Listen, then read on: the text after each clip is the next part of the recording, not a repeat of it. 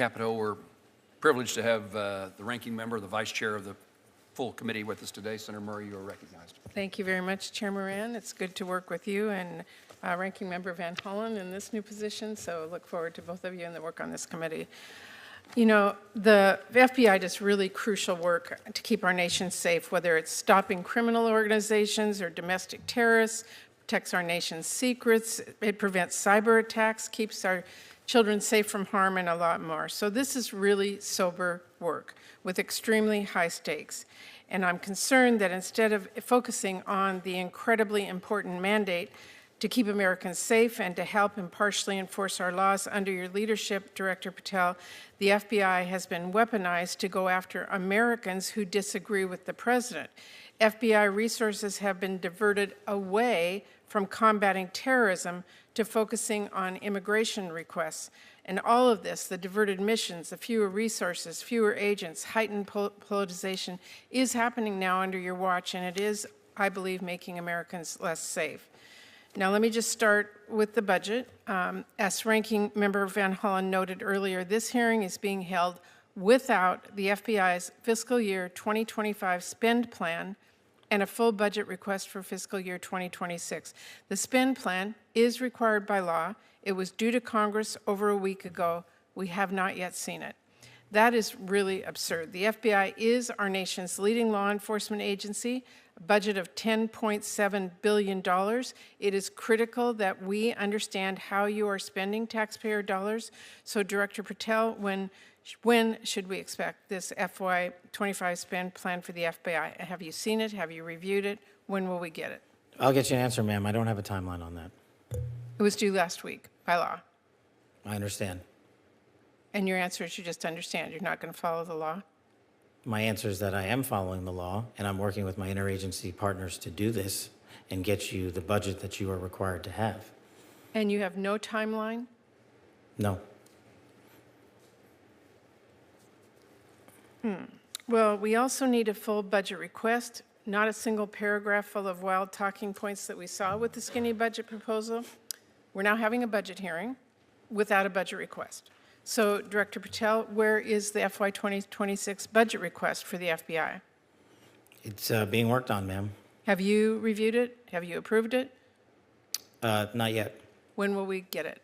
As soon as I can get it from my interagency partners and get it approved. 6 months from now? I don't know, ma'am. I'm not going to make up a timeline. Well, how do we as Congress do our budget and our work without that request and without the spend plan? Well, ma'am, I'm here. I'm don't doing the care. best I can. I can't make up answers. I'm going to commit to you to work on getting you the information you need. That is insufficient and deeply disturbing. No response? I've given my response. Well, the FBI is already down 1,900 employees since 2023 as a direct result of the Fiscal Responsibility Act.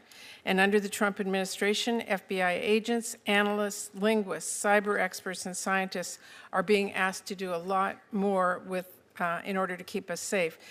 Director Patel, we all know that budget cuts will reduce the FBI's ability to counter threats of terrorism, and it will hinder its ability to keep pace with firearm background checks and shutter operations that combat violent crime, drugs, gangs, and transnational organized crime. Now, I understand that you told our House colleagues yesterday that you don't want to reduce the FBI workforce, meaning that you disagree with what President Trump is proposing? No, I agree that we can sustain the mission with the proposed budget, and I agree with the budget. And as I said yesterday, I believe that what I said was I can do more with more. And I gave examples of what more we could do if we were given more. Well, it's different than what you told the House yesterday. So what are you communicating to the President and the White House about what you need? And again, we don't have a budget request from you, so I'm not sure what you're asking us for. I'm not asking you for anything at this time. You can operate without a budget? I never said that. Well, this is unprecedented. Okay, well, let me just go to another topic since you're not going to answer that. The FBI partners with state, local, and tribal law enforcement organizations. They provide critical intelligence and operational capabilities to combat violent crime and gangs and terrorist threats, fentanyl trafficking, challenges that our local communities really can't face alone. What happened today on Capitol Hill stunned everyone watching. A routine Senate discussion suddenly turned explosive when Senator Patty Murray accused Senator Marco Rubio of what she called outright illegal acts. The moment those words hit the chamber, everything shifted. Rubio froze, snapped his head toward Murray, and instantly demanded she repeat what she just said. And she did, word for word, with even more force. Murray accused Rubio of mishandling confidential committee materials, bypassing established protocols, and using restricted information for political advantage. She claimed there were internal notes, staff testimony, and procedural reports showing Rubio skirted federal guidelines. Her argument was simple. This wasn't a misunderstanding. This was wrongdoing. Rubio fired back with pure indignation, calling the accusation reckless, slanderous, and a political hit job dressed up as oversight. His tone went from defensive to furious as he insisted that every one of his actions followed Senate procedure to the letter. But Murray didn't flinch. She pressed harder, asking why multiple staff accounts contradicted his claims. Rubio accused her of fabricating evidence. Murray responded that the documented inconsistencies speak for themselves. The chamber grew tense. Conversation stopped. Reporters leaned forward. Even other senators looked shocked as the exchange escalated. I'm going to give you an example. A few years ago, the Southeast Washington Safe Streets FBI Task Force worked with our Benton County and Franklin County Sheriff's Office, multiple Tri-Cities police departments, and the State Corrections Department to carry out one of the largest ever drug seizures in the region's history. Now we've got an administration already cutting more than $800 million in assistance in 2025 to local law enforcement organizations while proposing a $500 million cut for the FBI. Director Patel, can you explain to this committee how cutting resources for our local law enforcement partner agencies the FBI relies on to help your bureau keep safe? How do you expect the FBI and local law enforcement to do more without those significant resources they need? The FBI will continue to do what it does, which is work with embedded state and local law enforcement officers in our Joint Terrorism Task Force, in our Safe Streets Task Force, in our gang task forces. Those are a priority. Those billets have been maintained. Those billets have not been reduced. And with my reorientation, reprogramming that we've notified Congress to, you will see an augmentation in the field in every single state in this country. Well, again, we need to see the numbers and we need to see that budget from you. Let me ask you about the NICS system. The FBI is really on the front lines of keeping guns out of the hands of very dangerous criminals.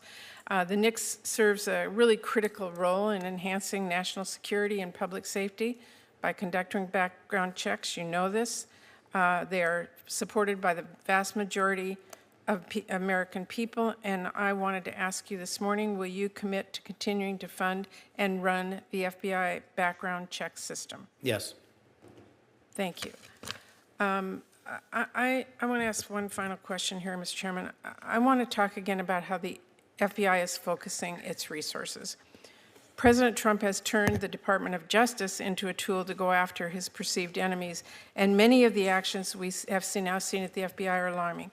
The FBI has reassigned and pushed out career FBI agents for political reasons. We have seen fear and intimidation promoted throughout the Bureau, including by polygraphing your own staff. We've seen the arrest of a sitting judge in Wisconsin.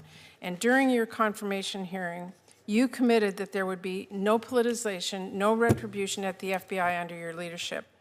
You've reportedly placed FBI employees responsible for investigation January 6 cases on leave. Is that keeping up your promise of no politicization, no retribution? It is, because that's wildly inaccurate. Let me tell you what the FBI has done since I got there. 8,276 federal arrests, to 820 kilograms seized of fentanyl. That's enough to kill 250,000 people, over 3,000 firearms seized, 350 gang cases, 3,000 cases against violent Well, criminals. that's not my question. We know that you... Well, you asked if I was weaponizing the FBI, and I am not. I'm giving you the hard, concrete examples of the men and women putting handcuffs on bad people, doing harm to our children and innocent Americans. I do not see weaponization. You have placed on leave FBI employees responsible for the investigation of January 6th. That sounds political to me. I have not placed anyone on leave who has not violated their ethical obligation or their oath to the So Constitution. if they were investigating January 6th, you believe they were violating an ethic obligation? Nope. I think the common theme here is you putting words in my mouth, and I'm not going to tolerate it, nor will the men and women of the FBI. Well, you did place on leave an analyst responsible for investigating Russia's meddling in the 2016 election. Is that politicization? Is that retribution? No, not if she broke the law or the ethical guidelines. I don't know which case you're talking about, but that's the standard. And we will hold ourselves inwardly accountable, and we will not be strayed from our mission because people think we are politicizing the Bureau. If you want to talk about someone who was attacked by a weaponized Bureau, you're looking at him. And now he's the director of the FBI, and he's cleaning it up. Well, I would just say to everyone who's listening that the FBI needs to be focused on its mission to keep the entire country safe. It should not be weaponized for partisan political gain. Thank you, We are. Chairman. Senator Kennedy. Rubio demanded Murray withdraw her statement. Murray refused, saying, "If the truth makes you uncomfortable, that's not my problem." That line sent the room into a ripple of murmurs.